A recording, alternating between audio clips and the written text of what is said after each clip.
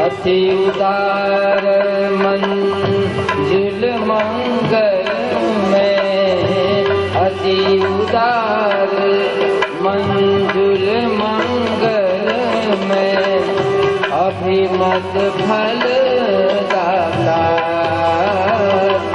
अभिमत फल दाता। अति उदार मंजुल मंगल में, अभिमत फल दाता, परम गुरु राम मिला परम गुरु राम मिला।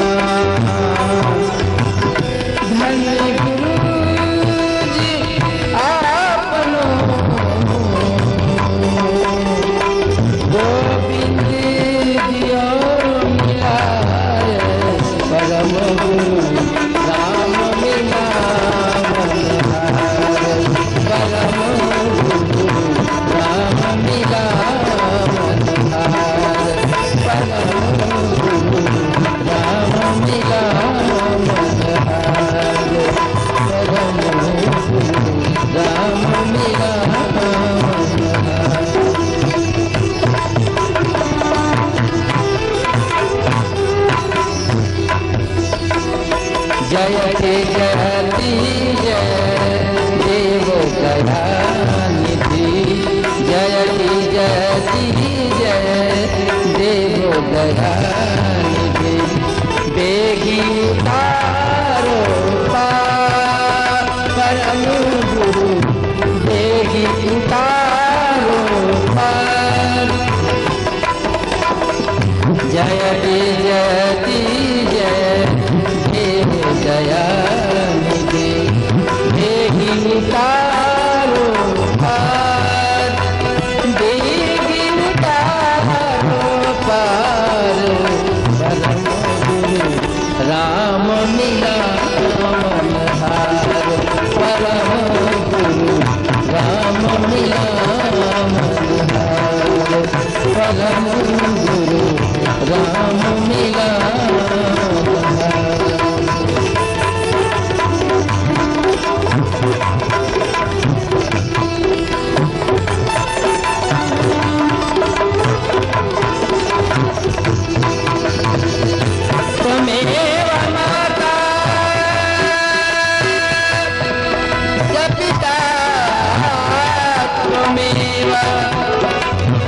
त्वमेव बन्धु च सखा त्वमेव त्वमेव विद्या द्रविणं त्वमेव त्वमेव सर्वं मम देव देव राम मिलाम परम राम मिलाम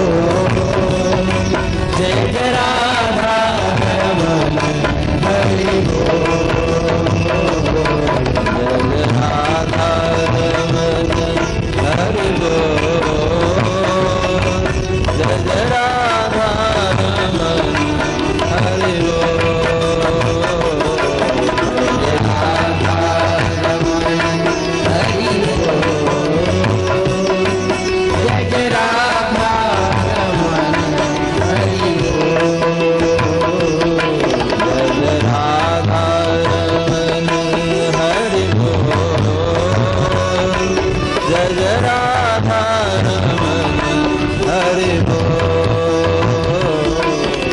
जय राधा हरि बोल। जय राधा रमन हरि बोल। जय राधा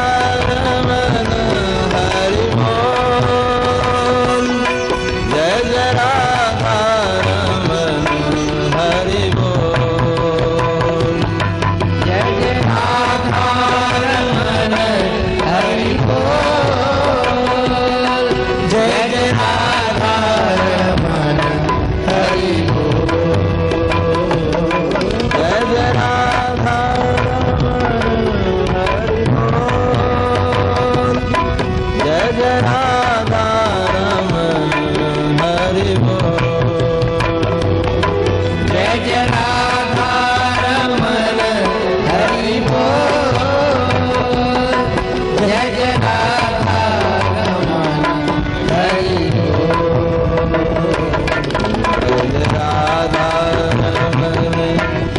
बोल।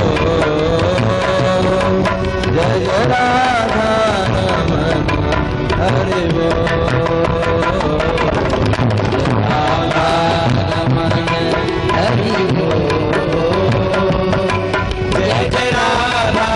बोल। जय राधा रमन हरि बोल। जय राधा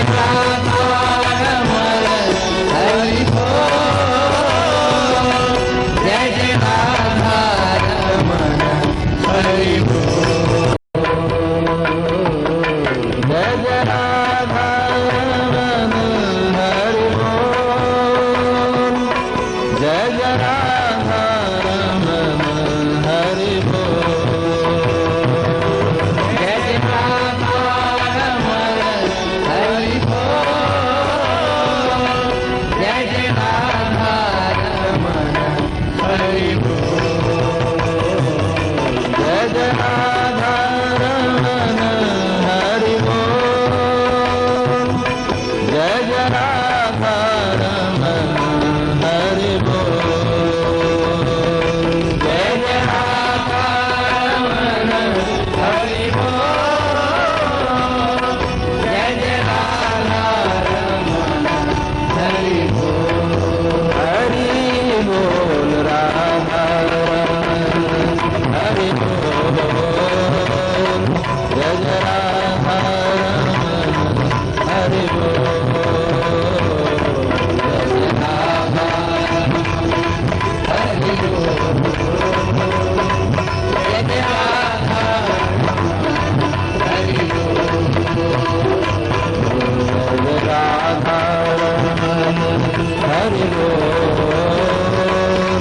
जय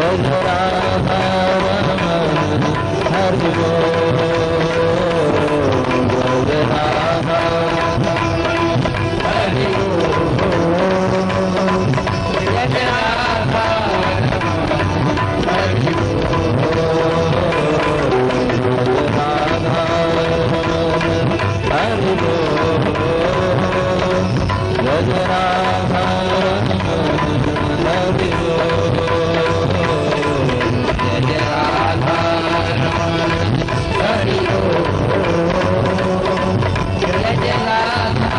रमन हरि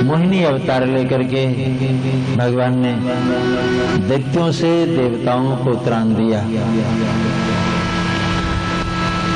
आगे चल करके अदिति ने प्रार्थना की और भगवान अदिति के यहाँ वामन रूप में अवतार धारण किए। तो ये जो अष्टम स्कंद का विषय है, इसमें भगवान के नाना अवतारों की चर्चा है, कई तरह के अवतारों की चर्चा है। अब जो कथा आप सुनने जा रहे हैं राजन, वो नवम स्कंद का विषय है। नवम स्कंद में राजवंशों की चर्चा है। महाराजा परीक्षित ने भगवान सुखदेव से कहा, हे देव, राजवंशों की कथा आप विस्तार पूर्वक सुनाइए। भगवान सुखदेव ने कहा,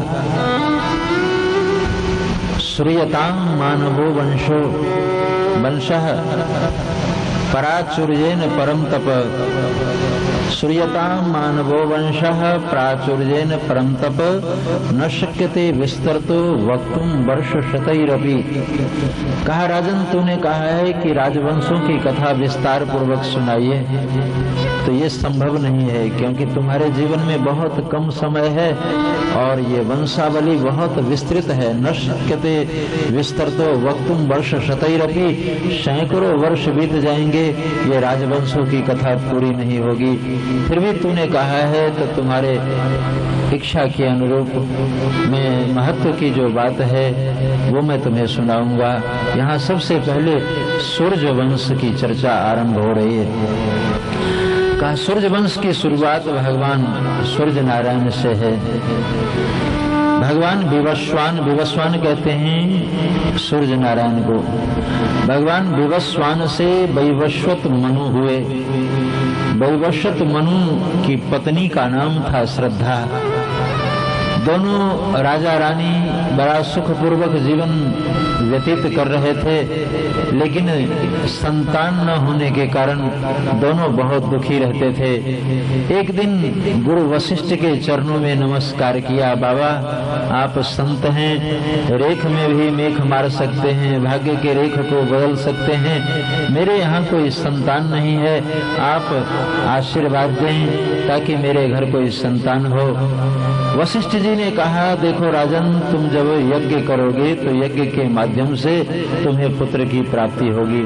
तुम यज्ञ करो और यज्ञ के लिए होतागणों को आमंत्रित करो।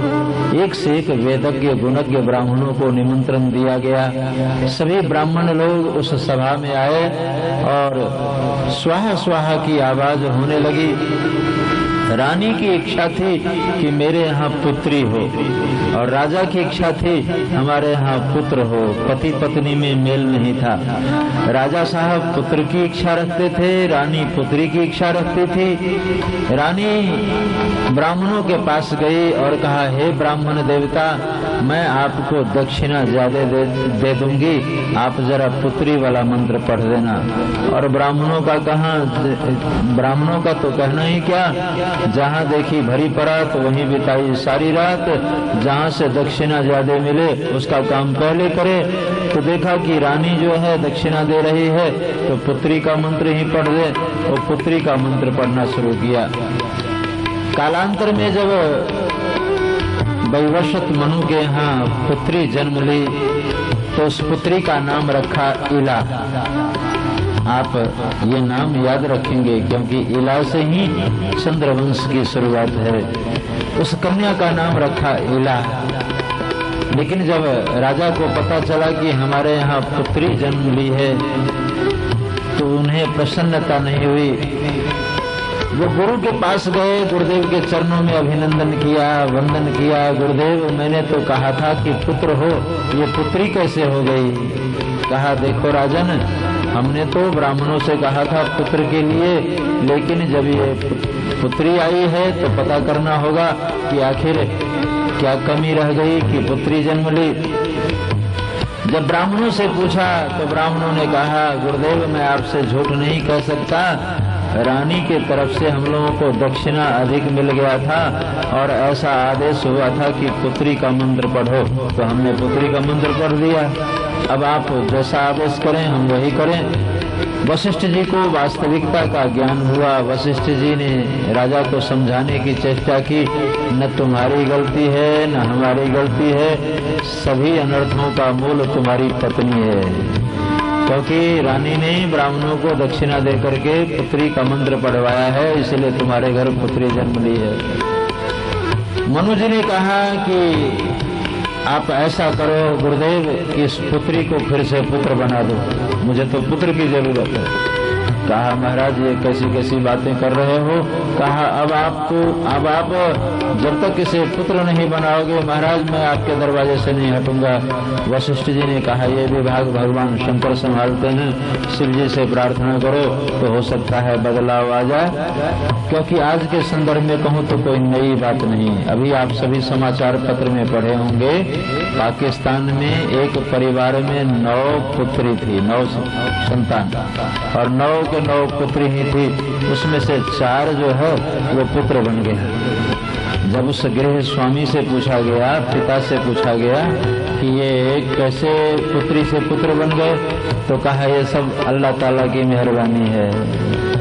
उसने भी ईश्वर के ऊपर रख दिया कि भगवान ने मेरी सुन ली, इन 9 पुत्रियों में से 4 को पुत्र बना दिया, 5 पुत्री है। तो आजकल कोई कठिन कार्य नहीं, क्योंकि एक से एक वैज्ञानिक उपकरण है, एक से एक व्यवस्था है, और उसमें बदलाव लाना कोई कठिन कार्य नहीं है। उस समय आज जो प्रयोग हो रहा है उसका मूल आधार तो हमारे शास्त्र ही हैं। पहले भी प्रयोग किया जा चुका है, नाम में अंतर अवश्य हो गया है। वशिष्ठ जी ने उस पुत्री को पुत्र बना दिया। पुत्री थी तो क्या नाम था? इला। और पुत्र के रूप में जब वो परिवर्तित हुआ तो नाम पड़ा सुद्युम्न। सुद्युम्न के रूप में जब वो रहने लगा तो रानी दुखी रहने लगी कि मेरी इच्छा पुत्री की, इनकी इच्छा पुत्र की। एक की इच्छा पूरी करे तो दूसरी नाराज, दूसरी की इच्छा पूरी करे तो राजा नाराज। अब क्या करे गुरु जी? कहा भाई जैसी इच्छा हो तुम लोग आपस में एक समझौता कर लो। मैंने तो फिर से इसको पुत्र बना दिया।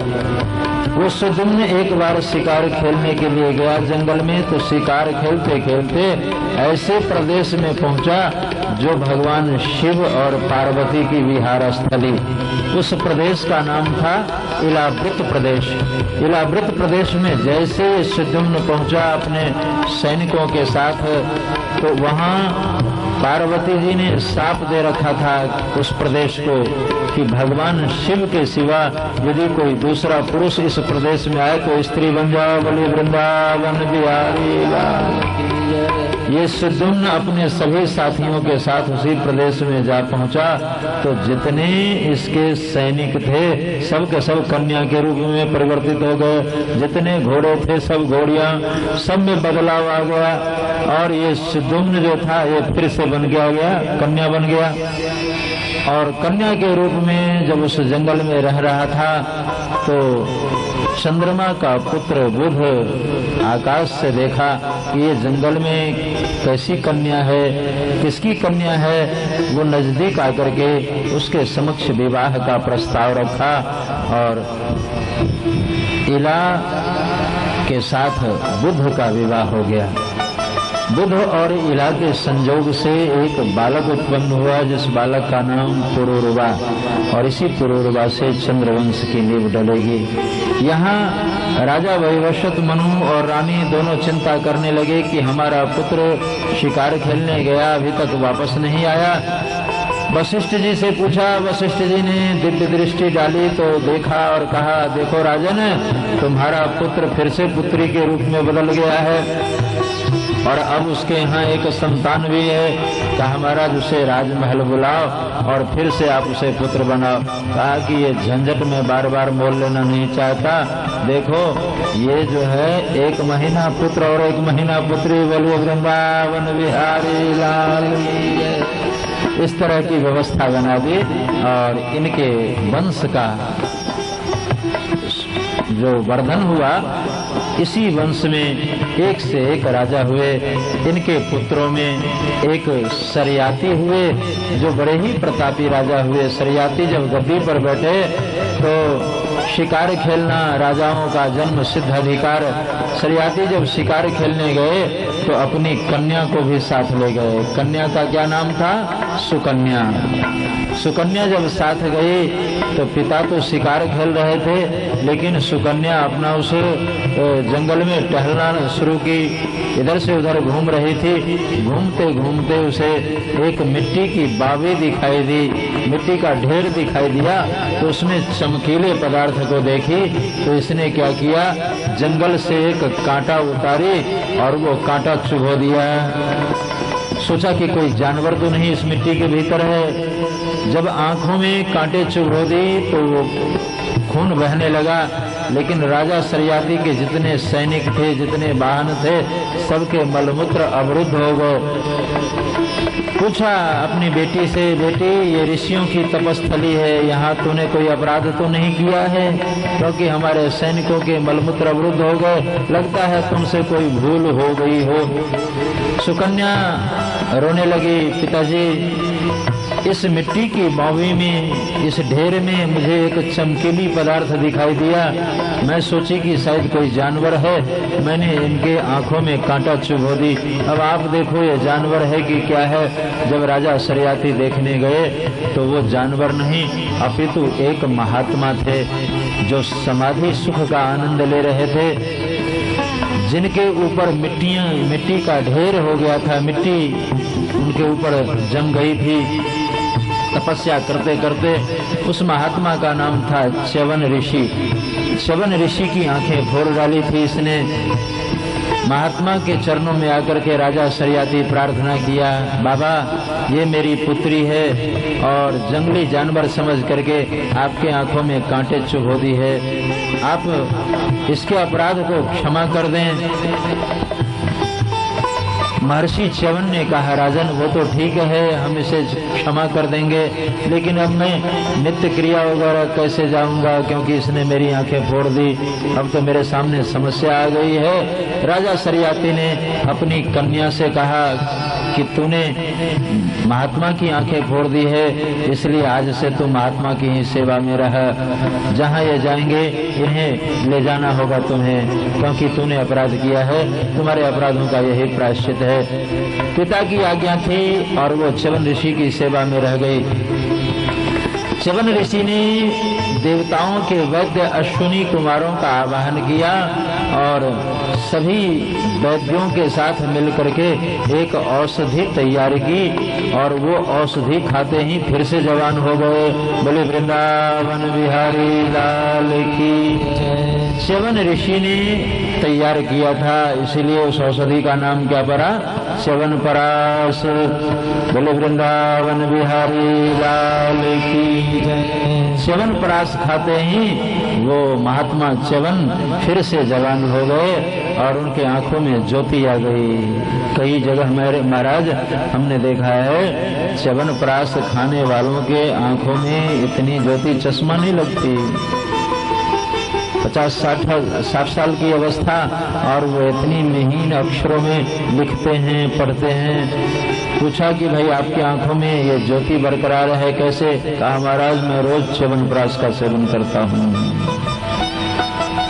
तो ये औषधि च्यवन ऋषि ने तैयार की थी। काफी दिनों बाद जब सरियाती टहलते हुए अपनी पुत्री को देखने गए तो एक राजकुमार के साथ बैठे हुए देखा। बहुत गुस्सा आया, डांटा, कहा मूर्खे, मैंने तुम्हें महात्मा की सेवा में नियुक्त किया था, ये किसके साथ बैठी है? सुकन्या बोल उठी, बाबा ये और कोई नहीं, वही महात्मा है। कहा तो फिर ये उस समय तो वृद्धावस्था में थे, ये जवान कैसे हो गए? कहा एक औषधि बनाई और खाते ही जवान हो गए। कहा तो ठीक है तुम इनकी सेवा में रहो। और इन्हीं के खानदान का वर्धन हुआ। इनके खानदान में आगे चल करके एक से एक प्रतापी राजा हुए। एक प्रतापी राजा हुए नाभाग। नाभाग के यहाँ अम्बरीशो महाभाग सप्तद्वीपवतीम महिम। अम्बरीश जी जो है थे वो महाभागवत थे। वो हमेशा भगवान नाम का ही संकीर्तन करते थे। जहाँ कोई आया सिर्फ कहते श्री कृष्ण गोविंद हरे मुरारे, हे नाथ नारायण वासुदेव। श्री कृष्ण गोविंद हरे मुरारे, हे नाथ नारायण वासुदेव। श्री कृष्ण गोविंद हरे मुरारे, हे नाथ नारायण वासुदेव। श्री कृष्ण गोविंद हरे मुरारे, हे नाथ नारायण वासुदेव। श्री कृष्ण गोविंद हरे मुरारे, हे नाथ नारायण वासुदेव। श्री कृष्ण गोविंद हरे मुरारे, हे नाथ नारायण वासुदेव। श्री कृष्ण गोविंद हरे मुरारे, हे नाथ नारायण वासुदेव। कोई यदि आकर के कहता राजन आपको बहुत लाभ प्राप्त हुआ है, तो कहते हैं नाथ नारायण वासुदेव। कोई आकर के कहता आपका भयंकर नुकसान हुआ है, तो कह देते हैं नाथ नारायण वासुदेव। वो हर बात में हे नाथ नारायण वासुदेव, हे नाथ नारायण वासुदेव। और यही एक साधक की वृत्ति होती है। कई ऐसे साधक होते हैं कि जब कुछ बोलते हैं तो भगवान से संबंधित बातें ही करते हैं। नाम लेंगे तो भगवान से संबंधित बातें ही करेंगे। कई जगह तो आश्रमों में बोर्ड लगा रहता है, यहाँ भगवान से संबंधित ही बातें करें, यहाँ और कोई चर्चा न करें, केवल भगवत संबंधी चर्चा करें। एक बार एक आश्रम में ऐसे ही बोर्ड लगा दिया कि केवल भगवत संबंधी ही चर्चा करें। महंत जी ने बोर्ड तो लगा दिया, लेकिन महंत जी के दो चेले जो थे उनकी आपस में बनती नहीं थी। वो हमेशा गाली गलौज करते रहते थे, हमेशा वाद विवाद की बात करते थे। लेकिन गुरु की आज्ञा थी कि आश्रम में भगवत संबंधी ही चर्चा करें, तो दोनों को ठाकुर जी के समक्ष बिठा दिया। एक से कहा तू पंजीरी बांट और एक से कहा कि तू चरणामृत बांट। लोगों की अपार भीड़ थी भक्तों की, तो एक पंजीरी बांटना शुरू किया और एक चरणामृत बांटना शुरू किया। लेकिन जब भक्त लोग चले गए और दोनों खाली बैठा था, तो एक दूसरे को घूर करके देखा। एक दूसरे की ओर जब देखा तो उसने पूछा कि क्या देख रहा है मेरी तरफ। तो भगवान से संबंधित बातें करनी थी आश्रम में, अब गाली गलौज भी नहीं करनी थी और दोनों की बनती भी नहीं थी। तो एक ने घूर करके देखा, दूसरे ने दूसरे की ओर देखा। कहा क्या देख रहा है? कहा यही देख रहा हूँ कि तुम्हारा स्वरूप जो है कैसा है। तो उसने कहा कैसा है? कहा बाराह भगवान की तरफ। उसे गाली देनी थी कि शोकर की तरह तुम लगते हो, लेकिन अब आश्रम का नियम था कि चर्चा जो भी करे वो भगवत संबंधी चर्चा करे।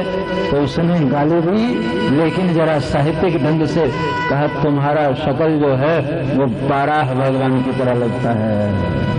उसने कहा इसने मुझे शोकर कहा। तो उसने कहा कि तुम्हारा भी शक्ल बांके बिहारी की तरह लगता है, यानी काला जो है तुम काले हो। तो कहा कि तुम्हारा मुख जो है वो बांके बिहारी की तरह लगता है। अब भगवान इन दोनों की गाली गलौज सुन करके ही प्रसन्न हो गए। भगवान को आई हंसी, खूब हंसे कि ये गाली गलौज भी करते हैं तो मेरे माध्यम से ही करते हैं भगवत संबंधी चर्चा। मेरे कहने का तात्पर्य कि कई जगह लिख दिया जाता है कि मेरे आश्रम में भगवत संबंधी ही चर्चा करें और कोई चर्चा न करें। कईयों का अपना नियम होता है कि बोले तो श्री सीताराम और कुछ न बोले। अम्बरीश जी का नियम था कि मैं जब भी बोलूंगा हे नाथ नारायण वासुदेव, नुकसान हो जाए तब भी हे नाथ नारायण वासुदेव, लाभ हो तब भी हे नाथ नारायण वासुदेव।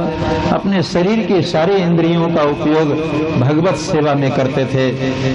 सबई मनः कृष्ण पदार विंदयोर वचांस वैकुंठ गुणानुवर्णने करौ हरेर मंदिर मार्जनादिषु श्रुतिम चकाराच्युत सत कथोदय का सबई मनः कृष्ण पदार विंदयो, मन से भगवान के चरणों की सेवा करते रहते थे। हाथों से भगवान के मंदिर में झाड़ू पोछा लगाया करते थे और सभी इंद्रियों की सार्थकता समझते थे।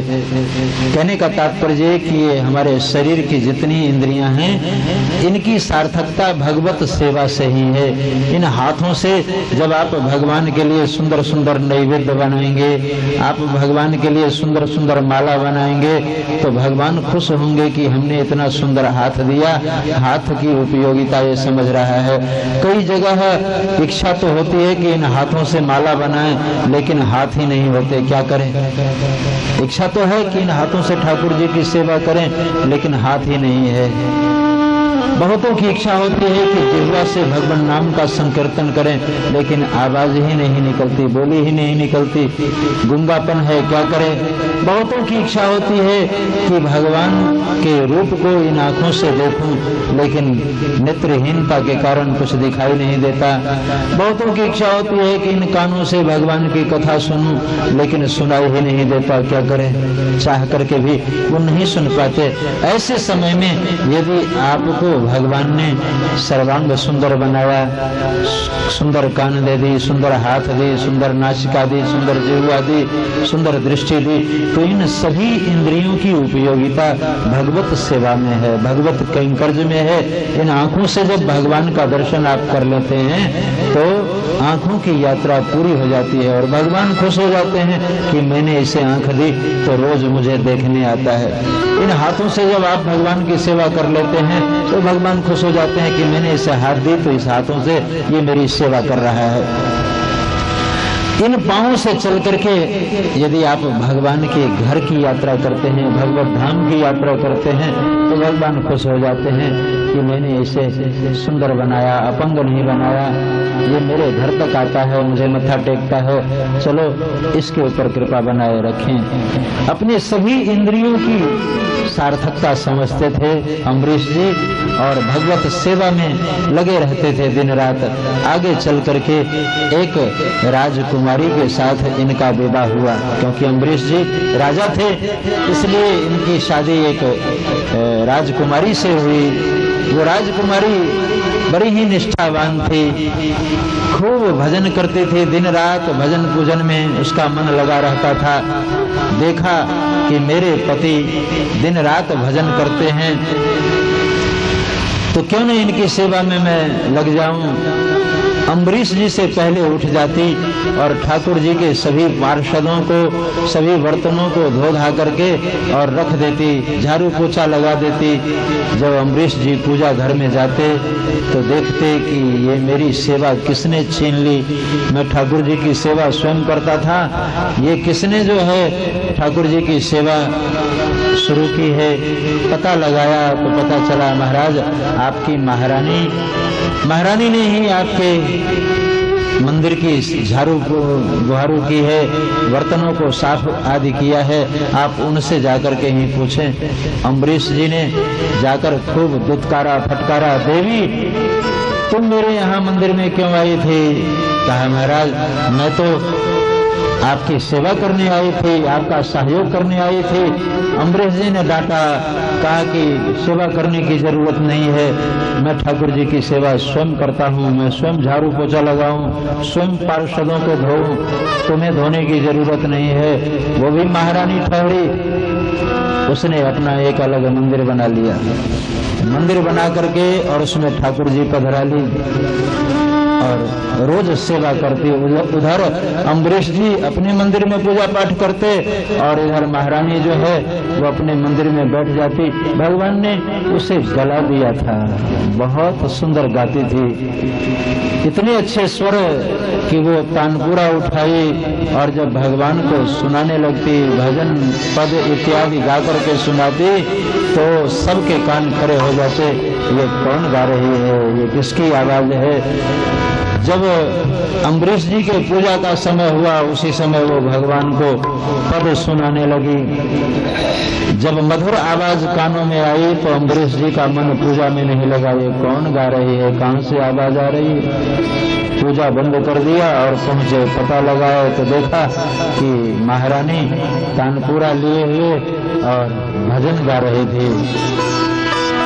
अम्बरीश जी बैठ करके सुने, काफी देर तक सुनते रहे। सुनने के बाद जब भजन बंद हुआ और वो तानपुरा रख करके चलने लगी तो देखा पति को बैठे आंख बंद किए हुए बैठे थे। चरणों में नमस्कार की, स्वामी आप यहाँ? कहा देवी मुझे नहीं मालूम था कि तुम गाती भी हो। अब ऐसा करो कि हम लोग अलग अलग मंदिर बनाए हैं, ये अच्छी बात नहीं है। तुम अपने ठाकुर को भी हमारे यहाँ ले आओ और एक ही जगह बैठ करके हम लोग पूजा पाठ करेंगे। दोनों में समझौता हो गया, दोनों बैठ करके साथ साथ पूजा पाठ करते, व्रत भी करते। एकादशी तिथि आई और एकादशी के दिन अन्न नहीं खाना चाहिए। हमारे यहाँ शास्त्रों में निषेध किया गया है, एकादशी के दिन अन्न जो खाता है वो अपराधी माना जाता है। मेरे ख्याल से यहाँ एकादशी करने वाले भी बहुत होंगे, हाथ उठवाएं तो मेरे ख्याल से एकादशी व्रत वाले होंगे कुछ। जो एकादशी व्रत करते हो हाथ उठाओ। इधर जो है संख्या काफी है, इधर भी कुछ बच्चे छोटे छोटे हाथ उठा रहे हैं, देखो। एकादशी व्रत करने वाले, एकादशी से बढ़कर के कोई व्रत नहीं है, बहुत सुंदर व्रत है ये। 24 एकादशी आती है महीने में, 2 एकादशी, एक कृष्ण पक्ष की और एक शुक्ल पक्ष की। 2 दिन यदि आप महीने में भूखे रहो ना तो आपकी शारीरिक व्यवस्था ठीक रहेगी। हर वस्तु को, हर उपकरणों को विश्राम दिया जाता है, सबको विश्राम दिया जाता है। 24 घंटे अगर पंखा चले तो आप कहते हैं कि जल जाएगा, कुछ देर इसको भी विश्राम दो। तो इस पेट को भी विश्राम देना चाहिए। महीने में अगर 2 दिन आप कुछ ना खाएं, निराहार रहें तो एक तो शारीरिक व्यवस्था ठीक हो जाएगी, पहला लाभ। दूसरा लाभ ये कि व्रत होगा, अनुष्ठान भी होगा और एकादशी से कई तरह की इच्छाओं की पूर्ति हो जाती है। कई तरह की एकादशी है, जया एकादशी, पद्मा एकादशी, मोक्षदा एकादशी, पुत्रदा एकादशी, निर्जला एकादशी। एकादशी कई जगह एकादशी महारानी की कृपा हुई है, कई निसंतान के यहाँ भी संतान की कृपा हुई है। एकादशी महारानी की कृपा। एकादशी व्रत अवश्य करनी चाहिए। एकादशी के दिन अन्न खाना अपराध माना गया है। एकादश्याम निराहार है संघर्ष जनार्दन। यदि निराहार रहे तो पूरी एकादशी का फल मिलता है। कहीं एक बार फलहार कर ले तो एक हिस्सा फल कट जाता है, 2 बार यदि फलहार कर ले तो 2 हिस्सा फल कट जाता है, 3 बार फलहार कर ले तो 3 हिस्सा फल कट जाता है, और कहीं 4 बार फलहार कर ले तो जैसे एकादशी वैसे द्वादशी। फिर व्रत करने का क्या फल, जब दिन भर खाते ही रहे। एकादशी के दिन भी दिन भर अगर मुख चलता रहे तो फिर व्रत करने का कोई महत्व नहीं माना जाता है। व्रत तो व्रत है, व्रत का अर्थ होता है संकल्प, हम रोज खाते हैं आज नहीं खाएंगे। एकादशी तिथि आई, अम्बरीश जी एकादशी व्रत किया करते थे। अम्बरीश जी ने देखा कि एकादशी आई है तो क्यों ना खूब ब्राह्मणों को भोजन कराएं, हमारे यहाँ कमी तो किसी चीज की नहीं है। मन में विचार किया और एकादशी व्रत का संकल्प किया कि आज जो है निराहार रहेंगे, आज निराहार एकादशी करेंगे। तो एकादशी किए हुए थे और उधर स्वर्ग में चर्चा का विषय बन गया था। जो कोई स्वर्ग में समाचार लेकर पहुंचता वो यही कहता कि आजकल सबसे अधिक पूजा पाठ अम्बरीश जी करते हैं। अम्बरीश जी के यहाँ तो भक्ति मानो डेरा डाल दी है, भक्ति जैसे अम्बरीश के राजमहल में ही विराजमान हो गई है। दिन रात पूजा पाठ में उनका समय बीतता है। इंद्र सुन सुन करके घबराया कि ये इतना पूजा पाठ क्यों करता है, कहीं ऐसा तो नहीं कि मेरी कुर्सी छीन ले। कुर्सी वालों को सदैव कुर्सी की ही चिंता रहती है, भले ही मैं मर जाऊं लेकिन कुर्सी न छूटे। आपने वो एक कथा सुनी होगी कि एक बार एक मुख्यमंत्री महोदय के कुर्सी में खटमल घुस गया। किसी मुख्यमंत्री महोदय के कुर्सी में खटमल घुस गया और जैसे वो कुर्सी पर बैठे उसने अपना काम शुरू किया। उसने डंक मारी तो उछल पड़े और अपने पीए को डांटा कि क्या बात है, कौन सा जीवाणु इस कुर्सी में घुसा है, उसे अविलंब निकाला जाए। जैसे कहा अविलंब निकाला जाए तो वो उस खटमल को निकालने की चेष्टा करने लगा। काफी चेष्टा की, जब वो नहीं निकला तो मुख्यमंत्री महोदय ने डांटा, क्या बात है, काफी देर लगा दिया आपने। कहा हुजूर ये कुर्सी छोड़ना नहीं चाहता। कहा क्यों नहीं छोड़ना चाहता? उसने धीरे से कहा, ये श्रीमान का खून जो पिया है, ये खटमल श्रीमान का खून पिया है। जब आप कुर्सी नहीं छोड़ना चाहते तो भला ये खटमल कैसे कुर्सी छोड़ना चाहता? ये आप ही का तो खून पिया है। कहने का तात्पर्य है कि कुर्सी वालों को सदैव अपनी कुर्सी की ही चिंता बनी रहती है कि किसी तरह कुर्सी बच जाए। इंद्र को घबराहट हुई कि दिन रात भजन करने वाला ये अम्बरीश कहीं ऐसा तो नहीं कि इंद्रलोक के ऊपर दृष्टि डाला हो, हम इसके भजन में बाधा पहुंचाएंगे, हम इसके पूजन में बाधा पहुंचाएंगे। और देवता लोग भी ईर्ष्या करते हैं, मर्त्यलोक में ही नहीं अपितु स्वर्ग लोक में भी ईर्ष्या के कारण ही दुख होता है। वो मोटर में चलता है, मैं मोटरसाइकिल पर क्यों? वो हवाई जहाज से यात्रा करता है, मैं बस में क्यों? उसके 4 बेटे हैं, मेरे 2 क्यों? उसके 4 मंजिल के मकान है, मेरे 2 मंजिल के मकान क्यों? दूसरे के सुख को देखकर आज का मनुष्य दुखी है, अपने दुख से दुखी नहीं, अपितु दूसरे के सुख को देख करके दुखी है। ईर्ष्या मर्त्यलोक में ही नहीं अपितु स्वर्ग लोक में भी आपस में ईर्ष्या करना ये देवताओं का भी स्वभाव।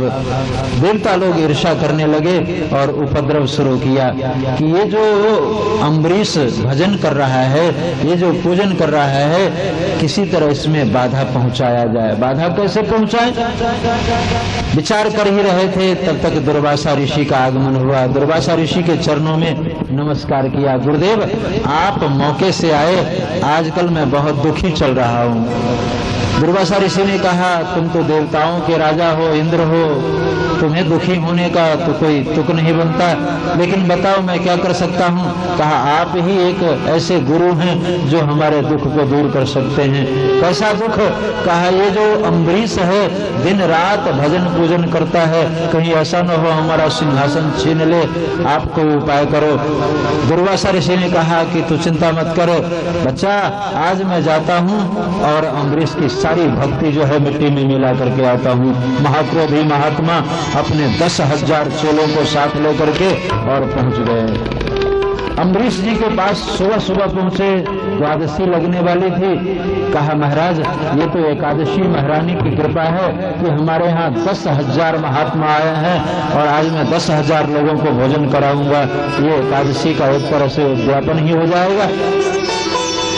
अम्बरीश जी ने ऐसा कहा। दुर्वासा ऋषि तो भोजन करने गए थे नहीं, उनका तो एकमात्र उद्देश्य था कि किसी तरह इससे झगड़ा करें। और झगड़ालू लोग महाराज कोई न कोई सूत्र ढूंढते रहते हैं, किसी तरह कोई न कोई सूत्र मिल जाए बस झगड़ा करें। जैसे आपने वो चर्चा सुनी होगी कि एक झरना के पास में शेर जो था ऊपर पानी पी रहा था और नीचे जो है मेमना पानी पी रहा था। तो शेर की दृष्टि गई मेमना के ऊपर कि ये बहुत ही सुंदर है, इसे खाऊं, लेकिन खाऊं कैसे? तो वो नीचे से ऊपर से नीचे उतर आया और उससे जाकर के पूछा कि वे तुम जो है ये जल जूठा कर रहा है, मुझे जूठा जल पिला रहा है। उसने कहा सरकार आपका जूठा तो मैं पी रहा हूँ, आप ऊपर पी रहे थे पानी और आपका जूठा जो बह के आया तो मैं पी रहा था, मैं भला अपना जूठा आपको कैसे पिला सकता? अब ये बात जब नहीं बनी तो शेर ने दूसरा सूत्र अपनाया। अच्छा तूने पिछले साल मुझे गाली दी थी? उसने बच्चे ने कहा कि सरकार पिछले साल तो हमारा जन्म भी नहीं हुआ था, मैं तो अभी 6 महीने का हूँ। अच्छा तो तू 6 महीना का है, पिछले साल तो गाली नहीं दी, तू नहीं तो तुम्हारा बाप जरूर दिया होगा। एक थपाक मारा और हरि बोल कर गया। तो लड़ाकू लोग जो होते हैं वो कोई न कोई सूत्र ढूंढते रहते हैं कि कहाँ कोई सूत्र मिले ताकि मैं विवाद शुरू करूं, झगड़ा शुरू करूं। तो ये दुर्वासा ऋषि भोजन करने तो गए नहीं थे, इनकी इच्छा तो लड़ने की थी। बस अम्बरीश जी से कहा कि आप भोजन की व्यवस्था करो, मैं जरा स्नान करके आऊं। और लगे स्नान करने, अपने चेलों से कह दिया खूब देर तक नहाओ तब तक द्वादशी लग जाए। और जब देर तक स्नान करने लगे तो अम्बरीश जी ने देखा कि अब तो द्वादशी लगने वाली है, व्रत का पारण कर लूं। महात्माओं से पूछा, पंडितों से पूछा पारण कैसे करूं? कहा चरणामृत लेकर के आप पारण कर लें। चरणामृत ले लिया, पारण किया। उधर दुर्वासा ऋषि को पता चल गया, बस ये सूत्र मिल गया कि तूने बिना ब्राह्मण भोजन कराए पारण क्यों किया? बस अकारण लगे क्रोध करने। तूने हम लोगों को अपना जूठा खिलाने का संकल्प किया है, पहले स्वयं खा लिया उसके बाद ब्राह्मण भोजन कराओगे। तू महाकपटी है, तू महा झूठा है, तेरी भक्ति झूठी। आज मैं तुम्हें देखता हूँ। और बात बात में अपना केस उखाड़ के जमीन पर पटक दिया। एक राक्षसी पैदा ली, उस राक्षसी का नाम था कृत्या। वो अम्बरीश जी को खाने के लिए जैसे दौड़ी, अम्बरीश जी की सेवा में तो भगवान सुदर्शन नियुक्त थे। सुदर्शनो महाज्वाला, सुदर्शन जी ने उस कृत्या को जला करके भस्म कर दिया। और दुर्वासा ऋषि के पीछे जैसे लगे दुर्वासा भागो वहां से, ब्रह्मलोक गए। ब्रह्मा जी ने कहा कि मैं नहीं आपको जगह दे सकता। शिव जी के पास गए, भगवान शिव ने कहा मैं भी आपको जगह नहीं दे सकता। किसी ने बैठने के लिए नहीं कहा। तो अंत में भगवान के शरण में गए दुर्वासा ऋषि ने भगवान से जाकर के प्रार्थना की, महाराज आप रक्षा करें, रक्षा करें। भगवान ने कहा मैं भी रक्षा नहीं कर सकता। क्यों? कहा अहम भक्त पराधीन हूँ, है स्वतंत्र एवं तुझे। कहा मैं तो भक्त के अधीन हूँ, तूने हमारा अपराध नहीं किया। हमारा अपराध किया होता तो हम तुम्हें क्षमा कर देते, लेकिन तूने मेरे भक्त का अपराध किया है। और भक्त का अपराध कोई करता है तो मेरे क्रोधाग्नि में जल करके वो भस्म हो जाता है।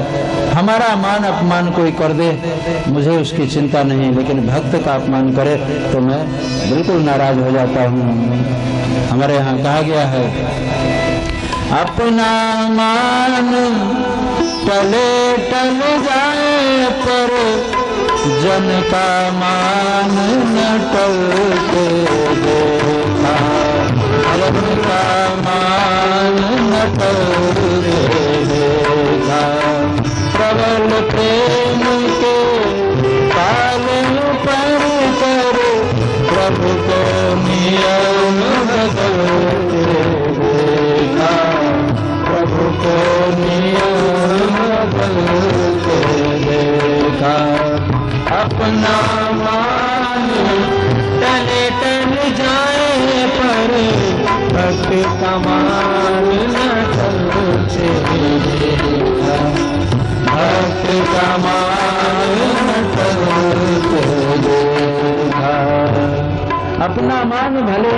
जाए, लेकिन मैं अपने भक्त का अपमान नहीं सह सकता।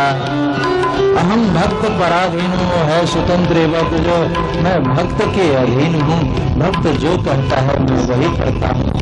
और एक वैचारिक दृष्टि आप डालें तो सचमुच भगवान वही करते हैं जो भक्त कहता है।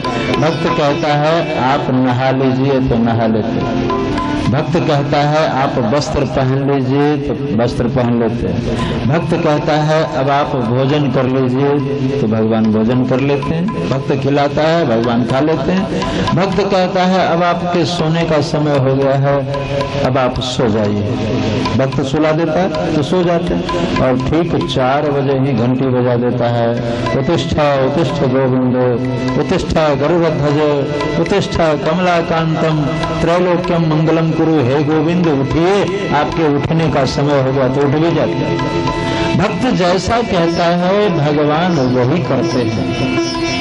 भगवान ने यहाँ अपनी वास्तविकता का परिचय दिया कि अहम भक्त पराधीन हूं। लोग कहते हैं कि भगवान स्वतंत्र हैं, भगवान स्वतंत्र नहीं है, भगवान परतंत्र हैं, भक्त के अधीन है।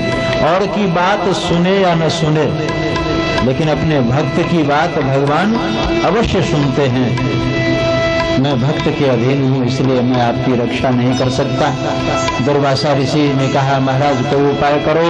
कहा आप जहाँ से आए हैं वहीं जाएं, आपने जहाँ अपराध किया है वहीं जाएं, वहीं आपको क्षमादान मिलेगा।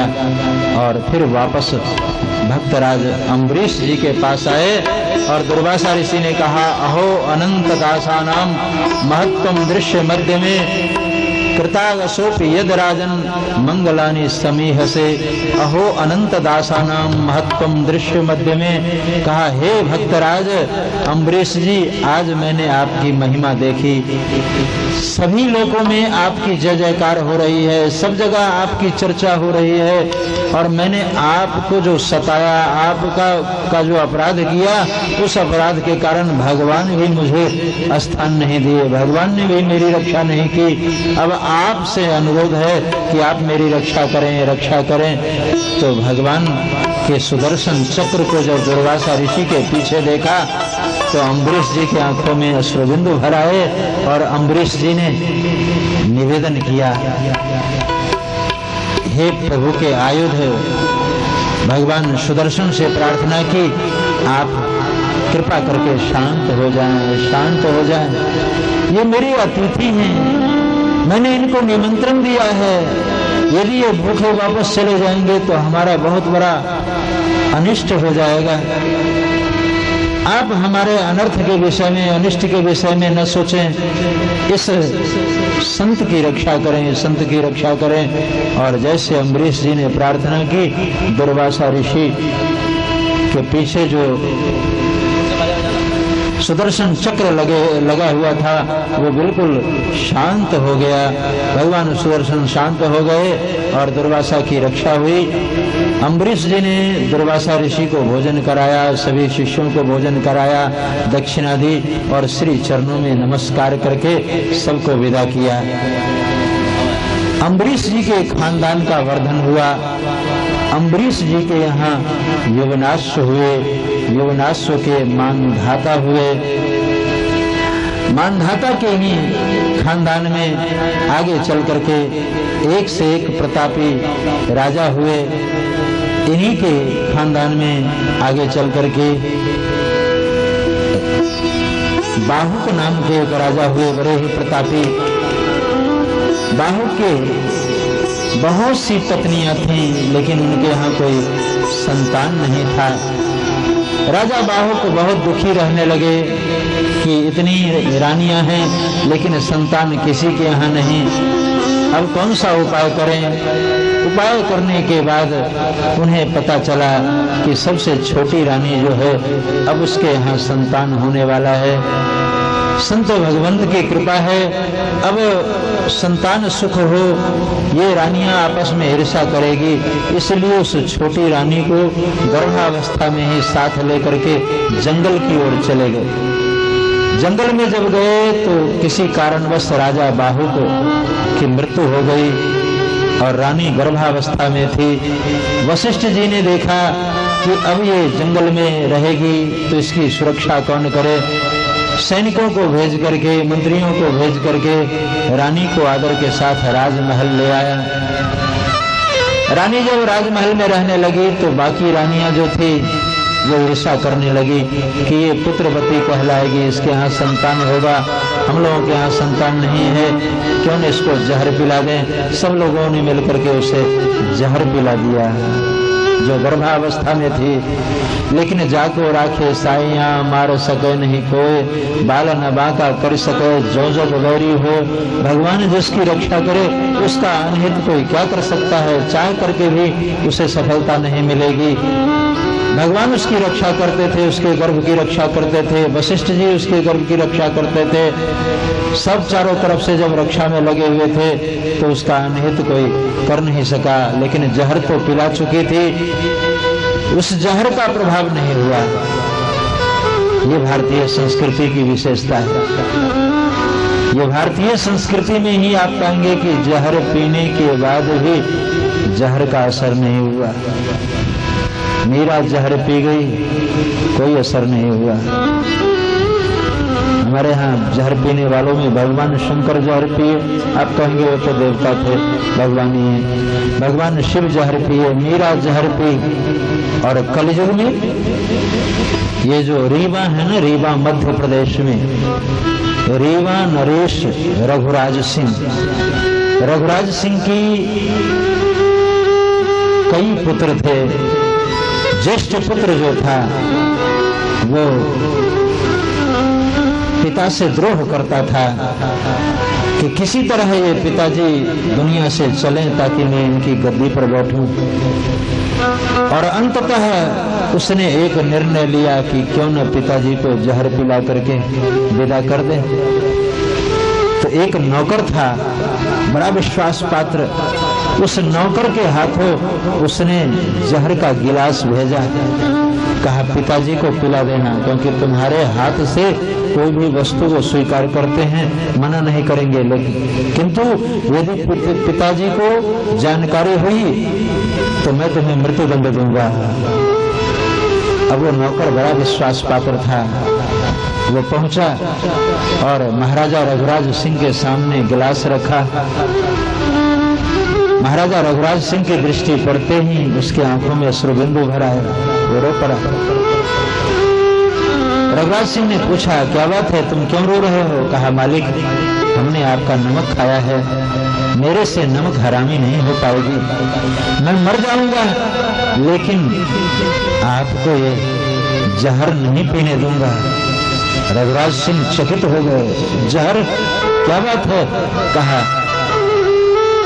राजकुमार ने आपके लिए जहर दिया है और वो भी मुझे ये कार्य सौंपा गया है कि तुम जाकर के पिताजी को जहर पिला दो।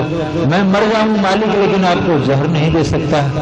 मैं आपकी नौकरी से इस्तीफा दे रहा हूं, मैं जा रहा हूं और ये गिलास भी अपने साथ ले जा रहा हूं। भले ही हमें छोटे सरकार मार दें, मुझे मृत्यु का भय नहीं जितना भय आपके मृत्यु का है। राजा रघुराज सिंह उसके हाथ से गिलास ले लिए और अपने गले में जो कीमती हार था, हीरो का हार पहना दी उस नौकर को। और एक गुप्त मार्ग था, उस गुप्त मार्ग से कह दिया कि तुम बाहर निकल जाओ, तुम चले जाओ अपने घर। उसे तो विदा कर दी गुप्त रास्ते से, और वो जहर का गिलास जो था वो पी गए। बड़े ही उच्च कोटि के भागवत भी थे, भक्त भी थे। वो जहर पीने के बाद जैसे जहर पी रहे थे, राजकुमार का आगमन हुआ। पिताजी इसमें जहर है। कहा जब तूने भेजा है तो मैंने तुम्हारा उपहार स्वीकार किया। बेटे तू यही चाहता है ना कि इस सिंहासन पर मैं बैठूं, यदि तू मुझसे कह देता तो मैं ये राज मुकुट तेरे सिर के ऊपर रख देता, जहर भेजने की क्या जरूरत थी। लेकिन तू सिंहासन के लिए इतनी नीचता के ऊपर उतर सकता है, ऐसा निंदित कर्म कर सकता है, तो ले ये गद्दी संभाल। अब तो मैं जहर पी चुका हूँ, मरना तो है ही। जाता हूँ चित्रकूट में मंदाकिनी के किनारे अपना शरीर त्यागूंगा। रीवा से चले आए मंदाकिनी के किनारे और मंदाकिनी में डुबकी लगाई। गंगा माँ से प्रार्थना की, मैया अब तो अपने गोद में मुझे ले ले। और डुबकी लगाई, एक उल्टियां आई उनको और उसी किनारे में बैठे रहे। जहर का असर नहीं हुआ। राजा रघुराज सिंह से कवि रघुराज सिंह हुए, फिर चित्रकूट नहीं त्यागा, चित्रकूट में ही रहने लगे और बहुत ही सुंदर सुंदर भजन लिखे, कविताएं लिखी, भगवान के चरणों में अपना सारा जीवन जो है बिता दी। हमारी भारतीय संस्कृति की विशेषता है कि कलयुग में भी जहर पीने वाला आदमी अमर हो गया। इसका मतलब ये नहीं कि आप लोग ये जहर पी करके अभ्यास करें, ये तो भक्ति थी उसके हृदय में, इसलिए बचाव हो गया। दूसरे देश में अगर जहर पिए तो तत्काल मर जाता है आदमी। यूनान का राजा था सिकंदर, जिसके गुरु थे सुकरात, और सुकरात ने जहर पी, शरीर पूरा हो गया। ये भारतीय संस्कृति की विशेषता है। भगवान जिसकी रक्षा करते हैं उसके ऊपर जहर का भी प्रभाव नहीं पड़ता। रानियों ने जहर तो दे दिया, लेकिन उस बच्चे का कोई नुकसान नहीं हुआ। बच्चा जब जन्म लिया तो उसके साथ एक जहर की पोटली हुई, जहर की थैली थी एक, बच्चे के साथ जहर की थैली। जहर को संस्कृत में गर कहते हैं, गर के साथ जन्म लिया वो बालक, इसीलिए उस बालक का नाम क्या पड़ा? सगर। जहर के साथ जन्म लेने के कारण उस बालक का नाम क्या पड़ा? सगर। सगर बड़े ही प्रतापी राजा हुए। एक दिन वशिष्ठ जी पुराणों की कथा सुना रहे थे तो राजा सगर ने पूछा, गुरुदेव मैं किस पुण्य के प्रभाव से, किस सत्कर्म के प्रभाव से चक्रवर्ती सम्राट बना हूँ, आप मेरे पूर्व जन्म की बात सुनाएं। वशिष्ठ जी ने कहा, देखो राजन, पूर्व जन्म की बात नहीं सुननी चाहिए। क्यों? कहा, पूर्व जन्म में पिता हो, इस जन्म में पुत्र हो, अथवा इस जन्म में पुत्र हो और पूर्व जन्म का पिता हो। कई तरह की बातें हैं। इस जन्म में माँ हो, पूर्व जन्म में स्त्री हो, कई तरह की बातें हैं। इसलिए पूर्व जन्म की बात मनुष्यों को नहीं सुनना चाहिए।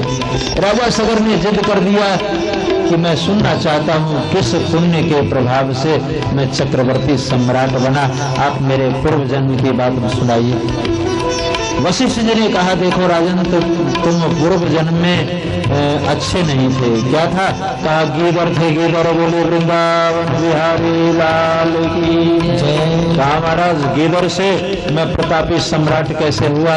कहा, एक बार की बात है कि किसी ने कन्या को जन्म दे दिया और जन्म देने के बाद लाल वस्त्र में लपेट करके उसे जंगल में फेंक दिया। ये तो आजकल के लिए आम बात है। आजकल आप समाचार पत्र उठा करके देखो तो उसमें यही तो आपको मिलेगा। बस स्टैंड के करीब में नवजात शिशु पाया गया, कुएं के पास नवजात शिशु पाया गया, किसी सरोवर के पास नवजात शिशु पाया गया, किसी विद्यालय में नवजात शिशु पाया गया। तो ये सब आजकल आम बात है। किसी ने लोक लाज के भय से कन्या को जन्म दे करके जंगल में लाल वस्त्र में लपेट करके रख दिया। तो तुम और तुम्हारी पत्नी अर्थात गीदड़ और गिदड़नी दोनों जो हैं जा रहे थे शिकार की तलाश में, तो देखा कि एक बच्चा है। खाने की इच्छा से तुम लोगों ने उसे उठाया, लेकिन वो जीवित थी, वो कन्या जो है जीवित थी। इसलिए तुम दोनों के भाव बदल गए कि हम इसे खाएंगे नहीं, पालेंगे। यहाँ जानवरों में भी इस प्रकार की भावना दोनों उसे उठा करके ले गए अपने निवास स्थान के नजदीक और उसे पाला पोसा। जंगल में पली, जंगल में पलने के कारण बहुत बलशाली हुई, जंगली जानवरों से लड़ जाती और वृक्षों के ऊपर चढ़ जाती। तो बहुत बलिष्ठ थी वो कन्या। एक दिन वृक्ष के ऊपर बैठी थी तो एक राजा कहीं से आया और उसने देखा कि ये वृक्ष के ऊपर कैसी कन्या है, रूपवती कन्या, किसकी कन्या है। उसने जाल फैला करके उस कन्या को पकड़ लिया और उसे अपने साथ लेकर के राजमहल की ओर चल दिया। बोले वृंदावन बिहारी लाल की। जब वो राजमहल की ओर जाने लगा तो गीदड़ और गिदरनी मन में संकल्प किए कि अब तो मेरी कन्या की शादी हो गई और ये राजा जो है वो दामाद हो गया, तो दामाद के घर का पानी भी नहीं पीना चाहिए। हमारे शास्त्र कहते हैं कि दामाद के घर का पानी भी नहीं पीना चाहिए। पहले लोग बेटी से मिलने जाते थे तो रोटी भी साथ ले जाते थे और पानी भी साथ ले जाते थे अपने घर की, वहीं खाते थे और पानी पीते थे और उससे मिल करके चले आते थे। आजकल तो कुएं में भांग पड़ी है तो सारी परंपरा लुप्त हो गई। तो बेटी दामाद के यहाँ का पानी क्या, तो अगर बेटी दामाद ना भी कहे कि आप जाओ तो 2 दिन और बढ़ जाएंगे, नहीं बेटे हम चले जाएंगे, बस कल चले जाएंगे, लेकिन अभी 2 दिन और बताएंगे जो है आएंगे। हमारे यहाँ ऐसा नियम कि जिस घर में बेटी हो, बेटी दामाद के यहाँ का पानी तक नहीं पीना चाहिए। और तुम दोनों ने संकल्प किया, गीदड़ और गिदरनी संकल्प किया कि हम इस राजा के राज्य का पानी नहीं पिएंगे क्योंकि ये हमारा दामाद हो गया। तो वहां से भागना शुरू किया। भागते भागते राज्य के अंतिम सीमा पर जाते जाते दोनों के प्राण छूट गए। और इसी संकल्प के कारण राजन तुम आज चक्रवर्ती सम्राट के रूप में हो। राजा सगर को बड़ा अच्छा लगा कि एक कन्या दान करने के बदले यदि मैं चक्रवर्ती सम्राट हो सकता हूँ तो गुरुदेव मुझे 60,000 कन्या का वरदान दो आप। मैं 60,000 कन्यादान करना चाहता हूँ। वे 60,000 कन्यादान कैसे करोगे? कहा मुझे 60,000 कन्या की जरूरत है। कहा तो इसके लिए भगवान शिव से प्रार्थना करो। और भगवान शंकर के दरबार में जाते हैं, प्रार्थना किया, हर हर महादेव शंभो काशी विश्वनाथ, हर हर महादेव शंभो काशी विश्वनाथ, हर हर महादेव शंभो काशी विश्वनाथ वंदे, हर हर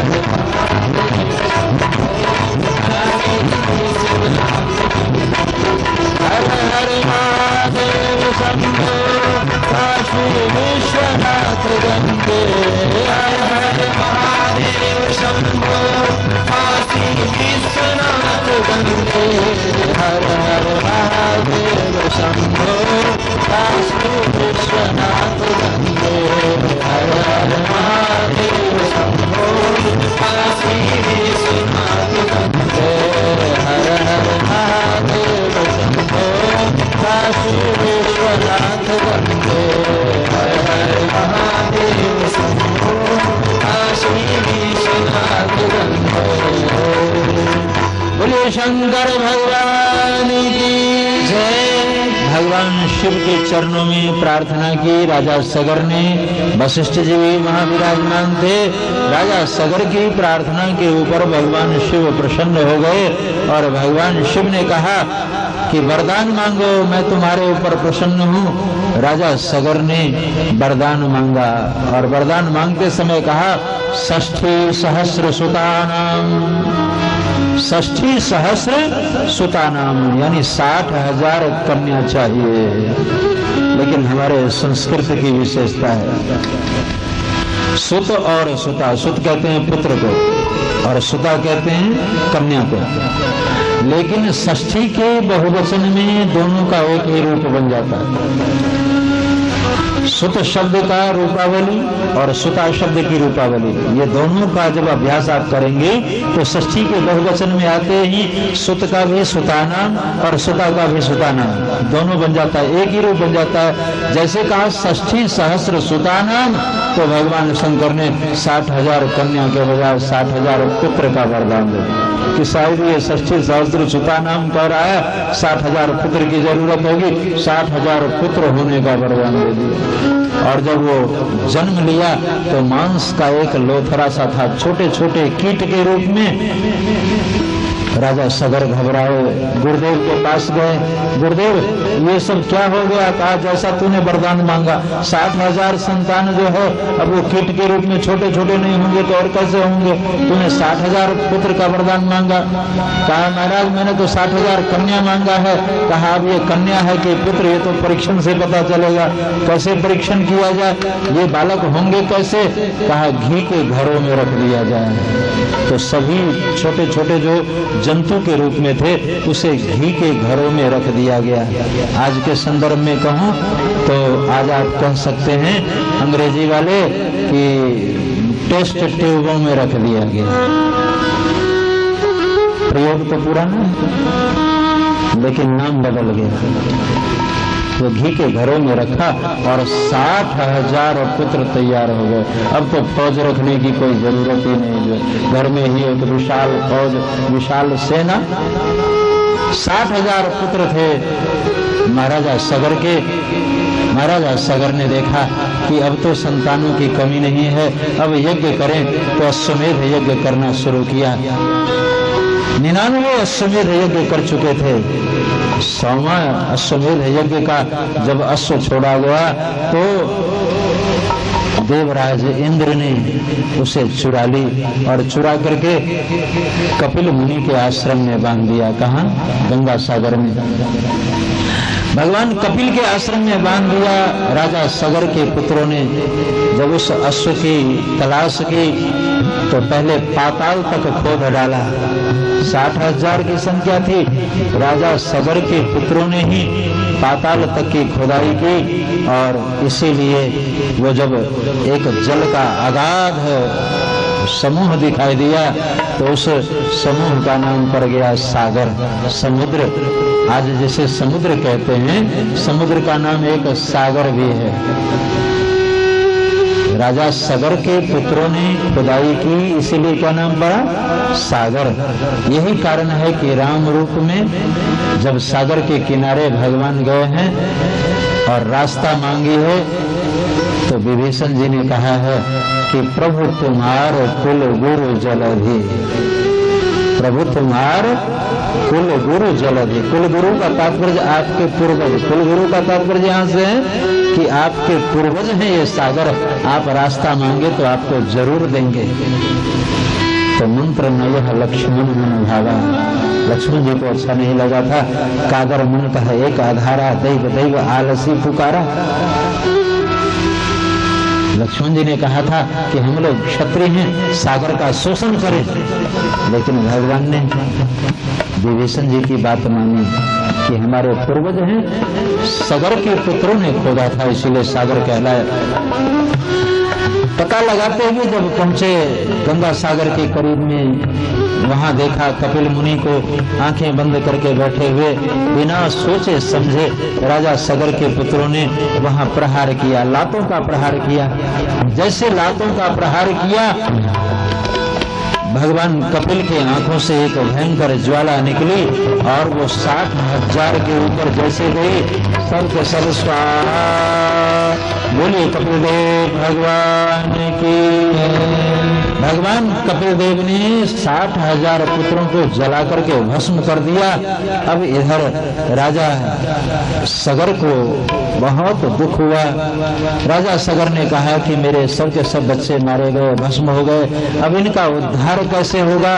तो इनके उद्धार के लिए पूछा गया तो एक ही उपाय कि जब तक गंगा नहीं आएगी इनका उद्धार संभव नहीं है। गंगा जी को लाए कौन?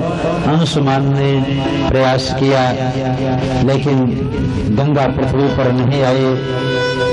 दिलीप ने प्रयास की, गंगा पृथ्वी पर नहीं आई। दिलीप के कौन हुए? भगीरथ। और भगीरथ प्रयास तो जगत प्रसिद्ध है। भगीरथ ने प्रयास की, खूब तपस्या की। तपस्या के ऊपर गंगा मैया प्रसन्न हो गई। गंगा मैया ने कहा कि मैं चल तो सकती हूँ, लेकिन मेरे बेग को कौन धारेगा? कोपि धारयिता बेगम पतंत्या में मही तले। कहा कोपि धारयिता बेगम, कौन मेरे बेग को धारण करेगा जब मैं पृथ्वी की ओर जाऊंगी? अन्यथा भूतलम भित्वा नृपयास्य रसातलम। यदि किसी ने मेरे बेग को धारण नहीं किया तो भगीरथ मैं रसातल की ओर चली जाऊंगी, पाताल में चली जाऊंगी। अब निर्णय तुम करो, यदि कोई संभाल सके तो मैं चलने के लिए तैयार हूं, और नहीं तो मैं पाताल में चली जाऊंगी। भगीरथ ने कहा कि अब क्या करूं, कहां जाऊं, किसके पास जाऊं? भगवान शंकर से प्रार्थना की। भगवान शिव ने कहा कि गंगा प्रभु के चरणों की धूल है, चरणामृत है, तो ये तो प्रभु चरणों का चरणामृत है, क्यों न सिर में धारण करूं? भगवान शिव ने कहा कि जाओ, आप गंगा मैया से कहना कि आपके बेग को धारण करने वाला है कोई, आप आए, वो अवश्य धारण करेगा। और गंगा मैया जब स्वर्ग से चली तो सुरसरी नाम था। बहुत ही सुंदर पंक्ति है, सुनिए और गाइए। ओ गंगा तेरी निर्मल धारा, गंगा तेरी निर्मल धारा है, गंगा तेरी निर्मल धारा है, गंगा तेरी निर्मल धारा है। श्री विष्णु के पद से निकले, के पद से निकले, शिव शंकर के सिर में उलझे, शंकर के सिर में उलझे। सुरसरी नाम तुम्हारा है, सुरसरी नाम तुम्हारा है, गंगा तेरे निर्मल धारा है, गंगा तेरे निर्मल धारा है, गंगा तेरे निर्मल धारा है, गंगा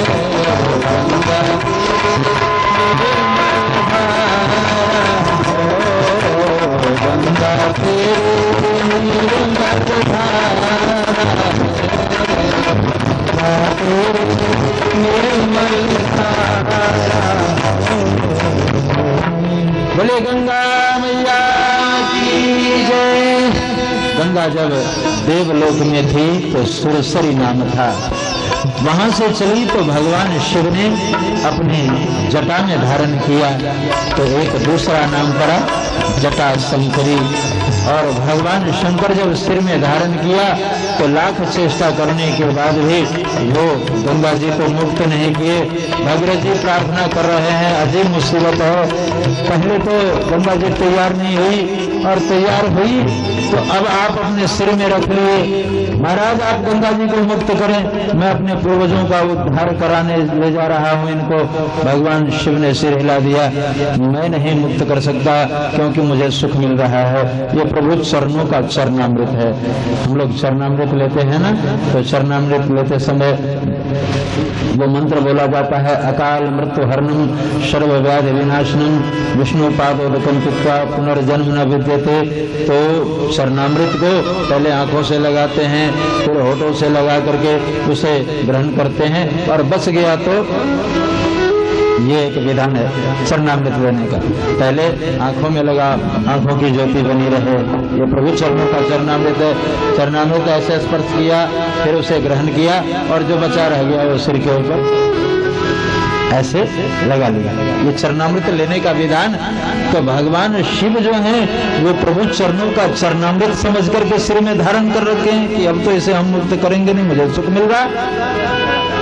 भगीरथ जी ने जब खूब प्रार्थना की तो प्रार्थना के ऊपर प्रसन्न होकर के भगवान शिव ने कहा, अच्छा ठीक है, तुम अपने पूर्वजों का उद्धार चाहते हो तो ले जाओ, मैं इसे मुक्त करता हूँ। और वहां से चली तो जटाशंकरी कहलाई। आगे आगे भगीरथ जी शंखनाद करते हुए चल रहे थे, पीछे पीछे गंगा जी आ रहे थे और वो अपनी मस्ती में थे। रास्ते में एक महात्मा की कुटिया थी, उस महात्मा का नाम था जहनु मुनि। जहनु मुनि की कुटिया गंगा जी बहा ले गई।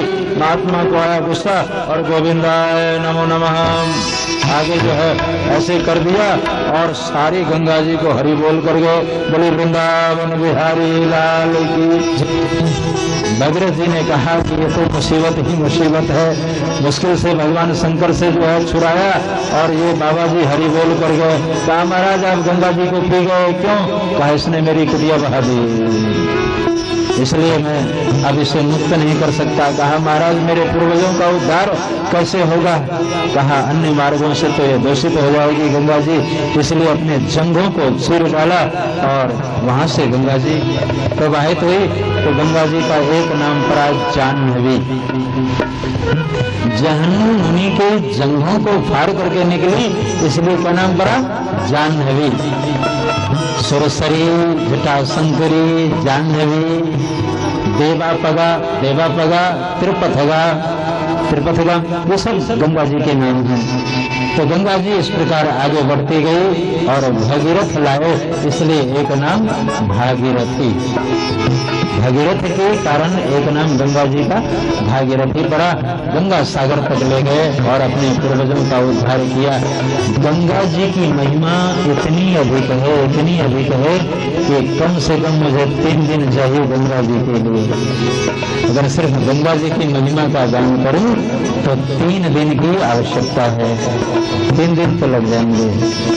पंडित जगन्नाथन ने 52 श्लोकों में लिखा है गंगा लहरी। उस पुस्तक का नाम है गंगा लहरी। गंगा मैया की अद्भुत महिमा। हमारे यहाँ मिथिला के एक विद्वान हुए विद्यापति ने गंगा जी की महिमा लिखी है।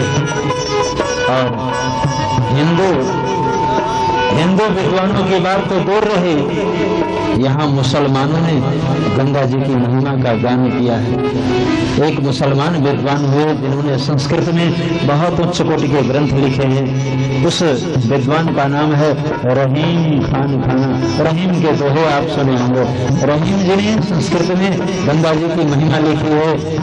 ये घटना काशी की है। काशी दशाश्वमेध घाट पर एक से एक विद्वान गंगा स्नान कर रहे थे और कह रहे थे हर हर गंगे, हर हर गंगे, हर हर गंगे, हर हर गंगे,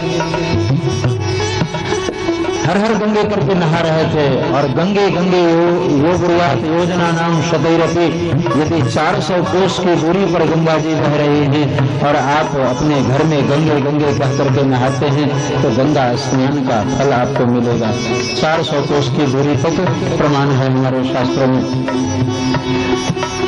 गंगे गंगे कह करके स्नान करें। पहले लोग नहाते थे तो 7 पुण्य सलिलाओं का आवाहन करते थे। गंगे च जमुने चैव गोदावरी सरस्वती नर्मदा सिंधु कावेरी जलेस्मिन् सन्निधिं कुरु।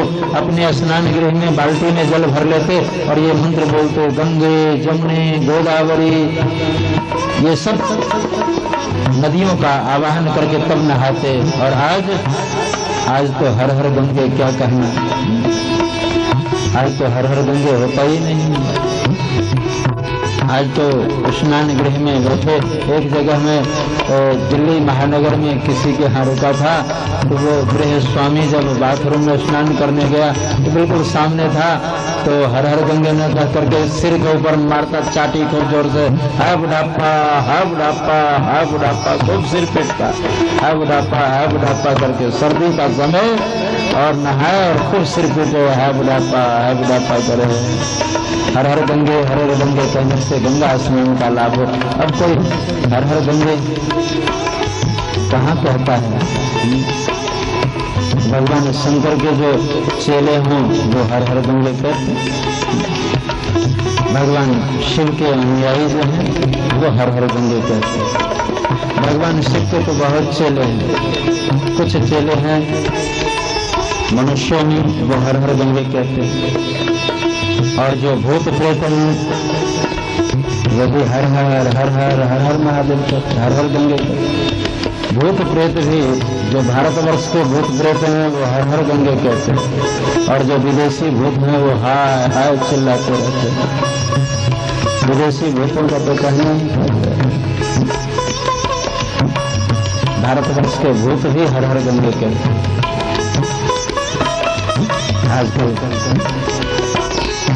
बड़ा बदलाव आया है, हर हर गंगे कह करके स्नान करे तो लाभ मिलेगा। तो जितने लोग थे दशाश्वमेध घाट पर हर हर गंगे करके स्नान कर रहे थे, मंगल मंगल श्लोकों का गान कर रहे थे। रहीम जी ने देखा कि यहाँ सभी लोग नहा रहे हैं और गंगा जी की महिमा का गान कर रहे हैं, तो रहीम जी ने एक श्लोक का उच्चारण किया, कहा सुरधुन मुनि कन्ये तारे पुण्यवंतम सतरत निज पुण्य तत्र किंते महत्वम यदि तो गति विहीन तारे पापिनम माम तदेह खलु महत्वम ते महत्वम महत्वम। इस पंक्ति का अर्थ हुआ, रहीम जी ने कहा कि हे गंगे तुम पुण्यवानों को तारती है, वो अपने पुण्य से करता है, इसमें तुम्हारी कोई महिमा नहीं है।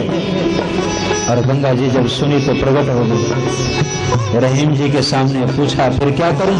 कहा यदि तू गतिविहीन तारे हो पापिनम माम, यदि तू अधमों का उद्धार करेगी, पापियों को तारेगी, तभी खलु महत्वम पे महत्वम महत्वम, तभी तुम्हारी महिमा मानी जाएगी, तभी तुम्हारी महिमा मानी जाएगी। विद्वानों के कान खड़े हो गए, कौन ऐसा विद्वान है जो इस गंगा जी की स्तुति कर रहा है? देखा रहीम खान खाना। कहने का तात्पर्य कि हमारे यहाँ मुसलमान विद्वानों ने भी गंगा जी की महिमा का गान किया है। गंगा जी की इतनी महिमा है कि ये वाणी का विषय नहीं, एक बार नमस्कार ही कर सकते हैं। गंगा जी के माध्यम से सगर के पुत्रों का उद्धार हुआ और इन्हीं का खानदान बढ़ा। इनके खानदान में एक से एक राजा हुए, खट्वांग हुए, खट्वांग के दीर्घबाहु हुए, दीर्घबाहु के रघु हुए, रघु के अज हुए, अज के दशरथ हुए, और दशरथ के यहाँ कौन होंगे? ये चर्चा पहले दशरथ जी की तो चर्चा हो जाए। दशरथ जी अयोध्या के राजा हुए। इसी परंपरा में एक पंक्ति के माध्यम से चले श्री अवध सुनिए और गाइए, जहाँ राम जी अवतार लेंगे। पहले उस खानदान का परिचय तो प्राप्त करें।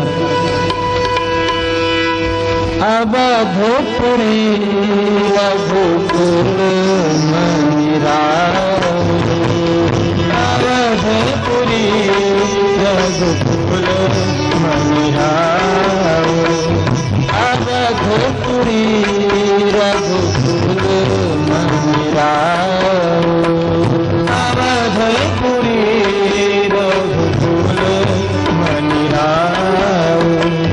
वेद विदित तहाँ दशरथ नाम, वेद विदित तहाँ दशरथ नाम। धर्म धुरंधर उन्निधि ज्ञानी, धर्म धुरंधर उन्निधि ज्ञानी। हृदय भगत मत सारंग पानी, हृदय भगत मत सारंग पानी।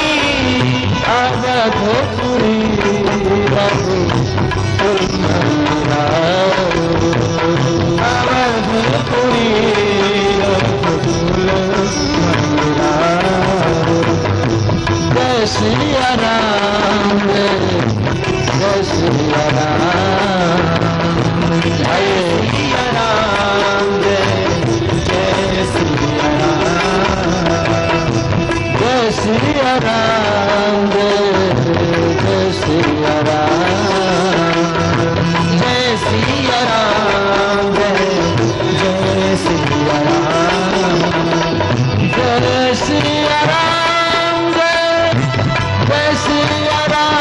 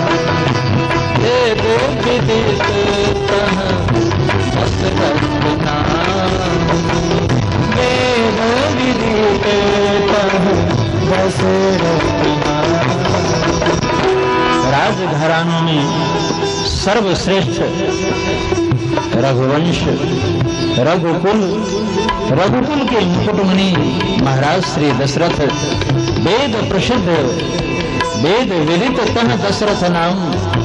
दशरथ जी के जीवन में सब कुछ था, चक्रवर्ती सम्राट हैं, किसी चीज की कमी नहीं, चारों तरफ आनंद ही आनंद है, प्रदेश प्यारा है, प्रजा प्यारी है।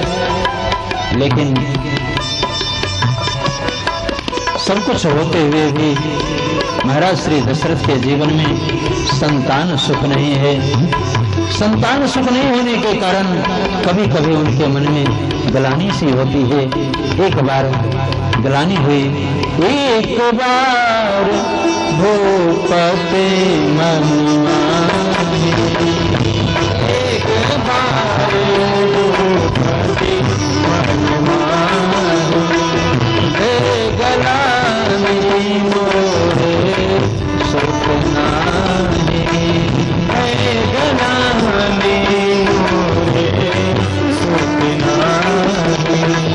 श्रृंगेरी से वशिष्ठ बुलावा, श्रृंगेरी से वशिष्ठ बुलावा, पुत्र काम शुभ यज्ञ करावा, पुत्र काम शुभ यज्ञ करावा, एक बार भूपति मन माहे, एक बार भूपति मन माहे। एक बार महाराज श्री दशरथ को गलानी हुई, सबके घर संतान है, मेरे घर नहीं है, कहाँ जाऊं, क्या करूं।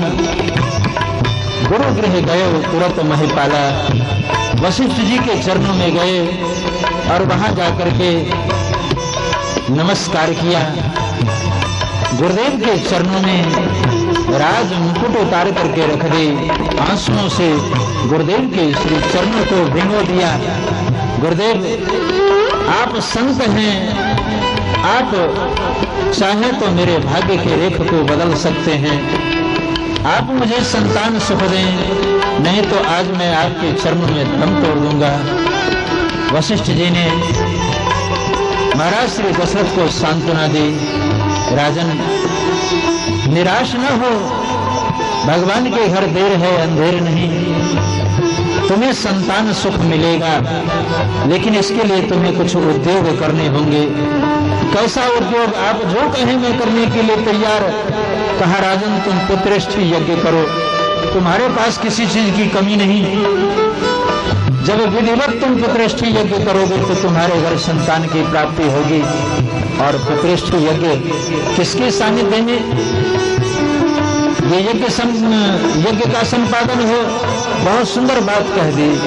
कहा वो संत हैं श्रृंगेरी से वशिष्ठ बुलावा, श्रृंगेरी से वशिष्ठ बुलावा, पुत्र काम शुभ यज्ञ करावा, पुत्र काम शुभ यज्ञ करावा, श्रृंगेरी से वशिष्ठ बुलावा, श्रृंगेरी से वशिष्ठ बुलावा, जय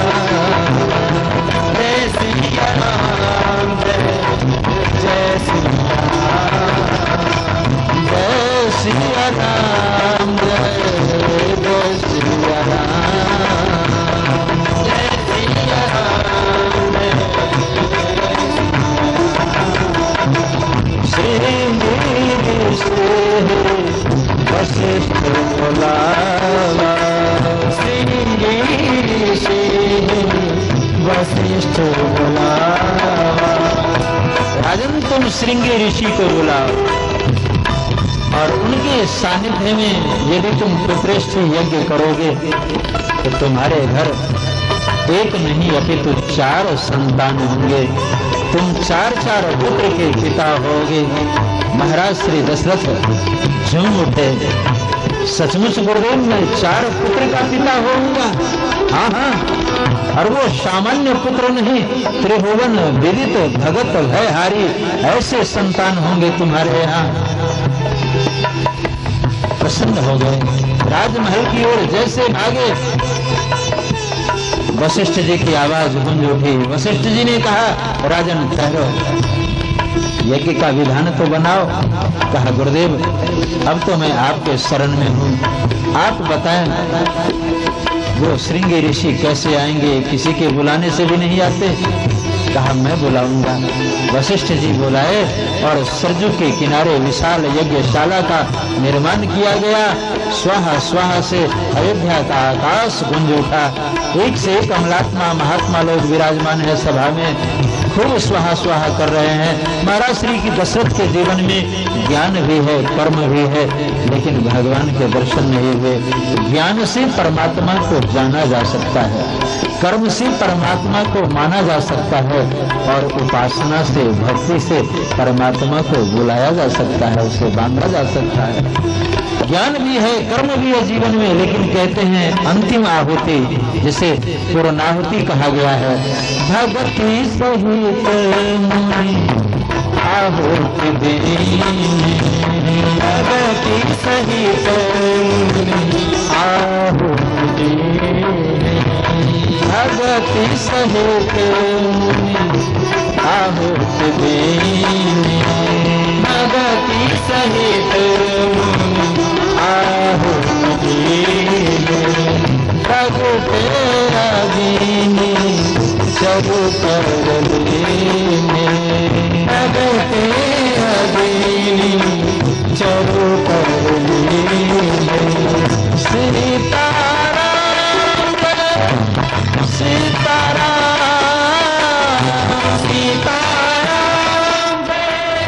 सीताराम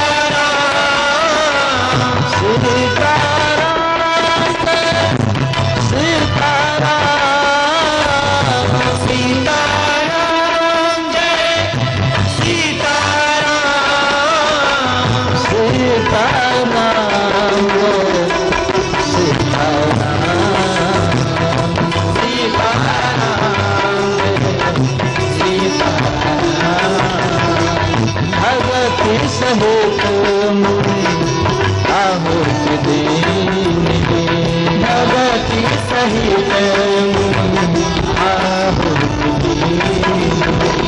भक्ति के साथ अंतिम आहुति डाली गई, इसे पूर्णाहुति कहते हैं। आप यज्ञ में देखते हैं अंत में गरी का गोला होता है, उसमें घी डाल दिया जाता है और मंत्र के साथ अंतिम आहुति डाली जाती है। उसमें जजमान जो होते हैं उसकी सारे मन के भाव समाहित हो जाते हैं। उसकी जो भी इच्छा होती है, जिस कामना को लेकर के वो यज्ञ कर रहा है, वो सारी कामना सिमट करके उस अंतिम पूर्णाहुति में आ जाता है, और जैसे कहे स्वाहा तो उसकी इच्छा की पूर्ति होती है। महाराज श्री दशरथ की आंखों में अश्रुबिंदु भराए, जब हाथ में वो गरी का गोला लिया, अंतिम आहुति है, जैसे कहा स्वाहा स्वाहा कहते ही यज्ञ नारायण प्रकट हुए। बोलिए यज्ञ नारायण भगवान की जय। यज्ञ नारायण के हाथों में चरु प्रसाद था, वो प्रसाद लेकर के वशिष्ठ जी को दिया। वशिष्ठ, तूने जो अपने शिष्य को आशीर्वाद दिया है वो आशीर्वाद फलित होगा, लो ये प्रसाद बांट दो। वशिष्ठ जी ने दशरथ जी को दिया।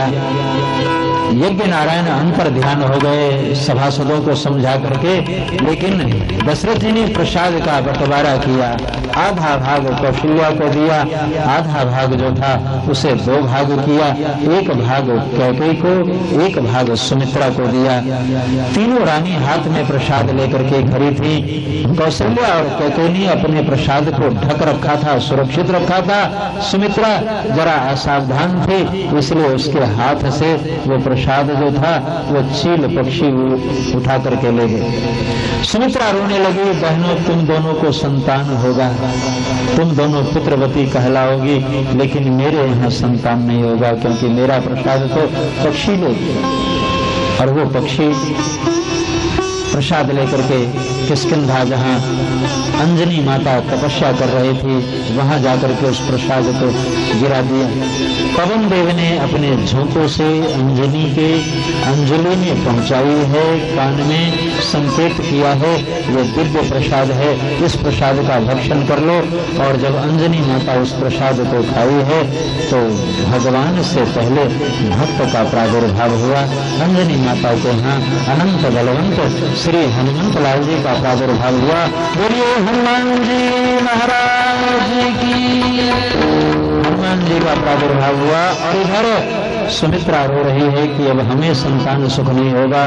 कौशल्या और कैकेयी ने अपने अपने प्रसाद में से आधा आधा प्रसाद निकाल करके दिया है और कहा है बहन ये प्रसाद स्वीकार करो। सुमित्रा ने दोनों बहनों को, कौशल्या और कैकेयी को नमस्कार करते हुए एक वचन दिया है, बहनों ये रघुवंश का वचन है, इन दोनों प्रसाद से यदि मुझे 2 पुत्र हुए तो एक पुत्र तेरे पुत्र की सेवा में और दूसरा पुत्र तेरे पुत्र की सेवा में अर्पण कर दूंगी।